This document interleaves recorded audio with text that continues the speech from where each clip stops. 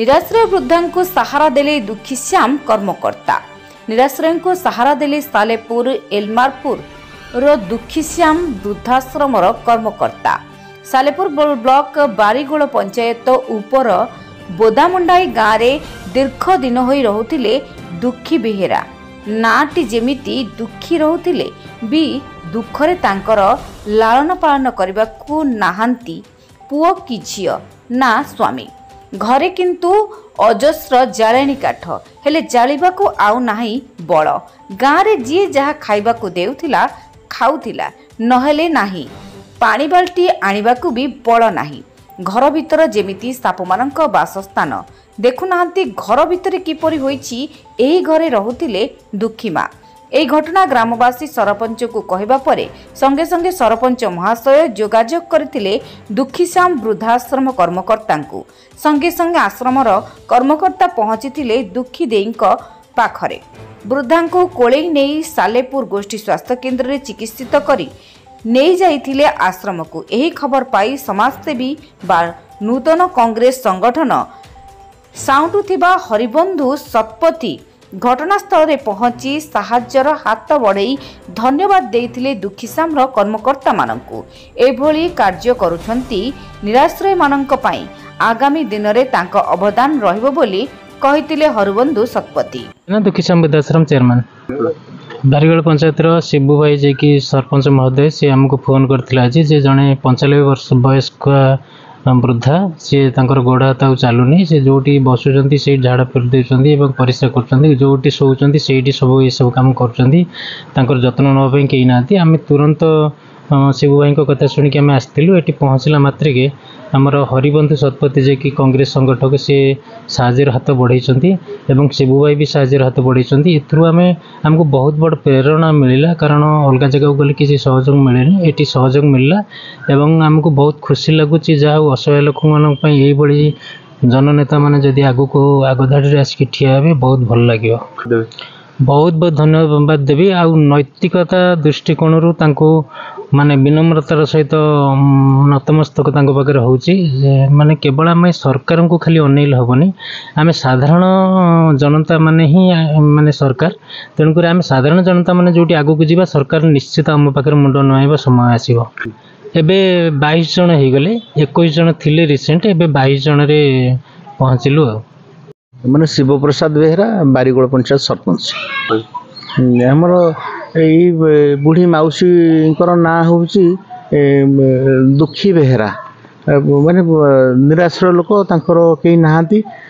मु दीर्घ दिन है देखी आसमती से गोटे घरे बहुत असुविधा से सेमती रुहती जहाँ टी गाँ आमर बोदामुंडी गाँव जहाँ सब से भाई मैंने जहाँ जिते दिखती से को खाई चली जाती। मुझे देखिली 2-3 दिन है से बहुत पूरा वीक होती तेणु से गाँव भाई मैंने मत बहुत सहयोग कले केमती कौन गोटे व्यवस्था करके वृद्धाश्रम में रखीदे आटलिस्ट किसी जी दिन बचे टे भल टे रे से मेडिसिन फिडिसिन खाई जत्न निया भल भाव रे। तेणु आज ये जो दुखीश्याम वृद्धाश्रम आमर अजु भाई टे आस कली से जहाँ मत सहयोग हाथ बढ़ेले कहले ठीक अच्छे आम जा मौसी के नहीं आसबू।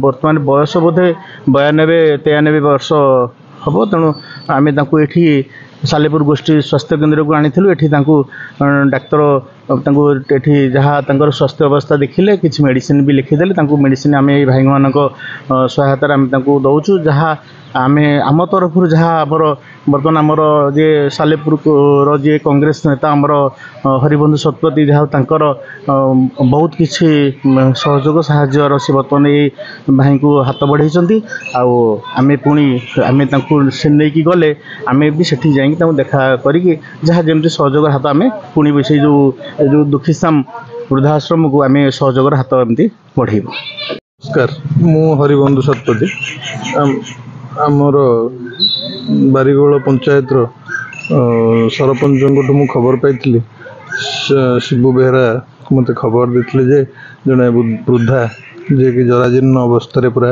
गोटे घर भितर रही भारी मु संगे संगे भी पहुँची देखिली जे अवस्था बहुत खराब एक्चुअली कहीं भी नहांती ତାଙ୍କର ପଡ଼ୋଶୀ ମାନେ ତାଙ୍କୁ ଚିକିତ୍ସା କରି ତାଙ୍କୁ ଯାହା ସବୁ ଦିଅନ୍ତି ସେ ଖାଆନ୍ତି। 3-4 ଦିନ ହେଲା ଏ ଯେଉଁ ବର୍ଷା ଥିଲା ଗୋଟେ ରୁମ୍ ଭିତରେ ସେ ବେଶୀ ଝାଡ଼ା ପରିସ୍ରା ସବୁ ତା ଭିତରେ ସେ ନିଜେ କରୁଥିଲେ।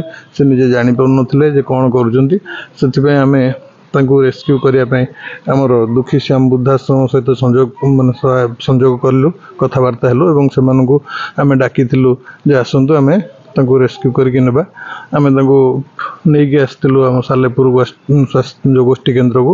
ସେଠାରେ ତାଙ୍କର ପ୍ରାଥମିକ ଚିକିତ୍ସା ଯେତିକି ଆବଶ୍ୟକ ତାକୁ କରାଗଲା ଏବଂ ତାର ଯେଉଁ ଡକ୍ଟରଙ୍କ ପରାମର୍ଶ କ୍ରମେ ତାଙ୍କର ମେଡ଼ିସିନ ସବୁ ଆମେ ଏବେ କିଣିବୁ ଏବଂ କିଣି ସାରିକି ସେ ଦୁଃଖୀଶ୍ୟାମ ବୃଦ୍ଧାଶ୍ରମର ଯେଉଁମାନେ ଆସିଷ୍ଟାଣ୍ଟ ଅଛନ୍ତି ଏବଂ ଯେଉଁ ତାଙ୍କର ସଫଳ ବ୍ୟବହାର ଯେଉଁମାନେ ଅଛନ୍ତି, ଯେଉଁମାନେ କାମ କରୁଛନ୍ତି, ତାଙ୍କ ସହିତ ବି ଆମେ କଥାବାର୍ତ୍ତା ହେଉଛୁ ଏବଂ ସେମାନେ ଆଗକୁ କେମିତି ତାର ଯତ୍ନ ନେବେ ଏବଂ ପ୍ରତ୍ୟେକ ଦିନ ତାର ଯେମିତି ଖାଦ୍ୟଠୁ ମେଡ଼ିସିନ ପର୍ଯ୍ୟନ୍ତ ଦିଆଯାଇପାରିବ ମୁଁ ତା ଉପରେ ବହୁତ ଧ୍ୟାନ ଦେବି ଏବଂ ଦୁଃଖୀଶ୍ୟାମ ବୃଦ୍ଧାଶ୍ରମ ସହିତ କଣ୍ଟାକ୍ଟରେ ରହିବି ଏବଂ କୌଣସି ପ୍ରକାର ଅସୁବିଧା ନ ହେଲା ଭଳିଆ କାମ ବି ସେଠି କରାଯିବ ଏବଂ ମୋର ପ୍ରତ୍ୟକ୍ଷ ତତ୍ତ୍ୱାବଧାନ ରହିବ। ଆ ପ୍ରତି ମୋର ନଜର ବି ରହିବ। ମୁଁ ନିଶ୍ଚିନ୍ତ ଭାବେ ସେଠିକି ବି ଭିଜିଟ୍ କରିବି ଏ ମାଉସୀର କେମିତି କୌଣସି ଅସୁବିଧା ନ ନା ମୁଁ ଦେବି। ବହୁତ ବର୍ତ୍ତମାନ ଏଇ ଯେଉଁ ବୃଦ୍ଧାଶ୍ରମର ଯେଉଁମାନେ ଅଛନ୍ତି ସହଯୋଗୀ ବା ତାଙ୍କର କର୍ମଚାରୀ ବା ତାଙ୍କର ସ୍ୱେଚ୍ଛାସେବୀ ଭାବେ ଯେଉଁ କାମ କରୁଛନ୍ତି